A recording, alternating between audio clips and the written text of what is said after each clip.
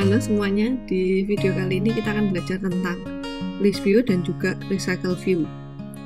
Nah, perbedaannya apa? Nanti kita juga akan coba keduanya supaya kalian juga bisa merasakan ya bagaimana kalian pada saat kalian menggunakan list view atau pada saat kalian menggunakan recycle view. Untuk referensi yang akan kita gunakan semua ada di dalam developer Android. Jadi kalau kalian ingin lebih detail ya, atau ada materi yang mungkin belum diajarkan di sini, kalian bisa buka di developer Android. Di sana kalian sudah bisa melihat atau sudah bisa mencoba langsung juga di Kotlab-nya ya. Keduanya ada list view dan ada juga recycle view. Perbedaannya apa? List view dan juga recycle view. Jadi kalau kita bertanya, kenapa kok ada list dan ada recycle? Nah, list itu sebetulnya yang pertama kali keluar, jadi dia lebih sederhana ya dibandingkan dengan recycle. Sedangkan recycle ini muncul untuk memperbarui list view sendiri. Nah, perbedaannya apa? Kalau di dalam list view kita tidak wajib menggunakan view holder, tapi kalau di recycle kita wajib membuat view holdernya. Jadi nanti kita juga akan coba isi dari view holder itu seperti apa, terus bagaimana cara menghubungkannya. Nah, itu kita akan coba juga di recycle view. Secara tampilan, list view ini dia bisa dibuat dengan dua cara ya, bisa dengan bisa dengan list dan juga bisa dengan grid. Jadi bisa seperti daftar dan juga bisa seperti album yang bentuknya adalah grid. Nah, sedangkan di recycle view dia diperbarui lagi. Jadi dia bisa secara list, bisa secara grid, dan bisa secara staggered grid. Jadi staggered grid itu sesuai dengan besar dari masing-masing itemnya. Jadi seperti grid, tapi tidak kaku ya, seperti grid itu sendiri.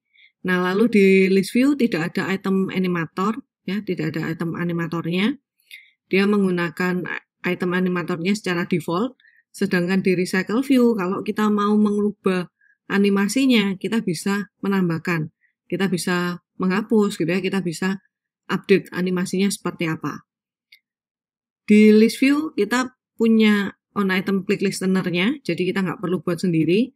Sedangkan di recycle view, kita harus membuat on item click listener-nya.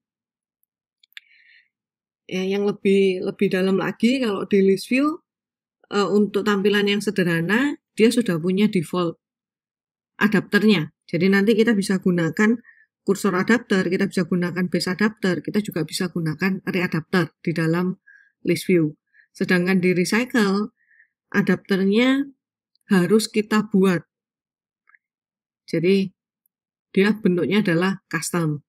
Nah, kapan kita gunakan list view dan kapan kita gunakan recycle? Tentunya kalau kita punya data yang simple, kita punya data yang tidak terlalu kita tidak ingin menampilkan sesuatu yang kompleks gitu ya, kita bisa gunakan list view. Tapi kalau misalnya data kita itu kompleks, kita mau menampilkan dalam cara yang lebih kompleks, nah kita gunakan aja recycle. Perbedaan lainnya, kalau list view biasanya dia akan mengambil data itu secara keseluruhan. Tapi kalau recycle, dia akan ambil datanya sesuai dengan kebutuhan yang ada di layarnya. Jadi kalau kita tarik ya dia bisa update seperti itu. Jadi kalau misalnya kita punya data yang banyak sekali, tentunya akan lebih menguntungkan kalau kita menggunakan recycle. Karena kalau di aplikasi tentunya kita butuh waktu yang cepat pada saat kita melakukan akses data seperti itu. Nah, recycle view nanti kita akan coba dengan cara yang seperti ini. Jadi kita akan punya datasetnya sendiri, kita punya adapternya, ya, dan kita juga punya layout manajernya. Entah nanti kita mau gunakan linear layout manager, kita mau gunakan grid layout manager, atau kita mau gunakan staggered grid. Nah, pengertiannya apa? Adapter itu dia mengatur bagaimana menampilkan dataset ke dalam recycle. Jadi dia yang menghubungkan antara dataset dan recycle view-nya. Sedangkan dataset itu adalah kumpulan data yang ingin kita tampilkan. Jadi nanti bisa kita bentuk dalam bentuk array, bisa dalam bentuk list, bisa dalam bentuk objek ya. itu kita namakan sebagai dataset. Nah, dari dataset itu akan dihubungkan ke adapter, ya, lalu nanti adapter yang akan memberikan informasi ke dalam recycle view-nya sendiri, bahwa data yang mau ditampilkan sudah ada atau sudah siap, seperti itu.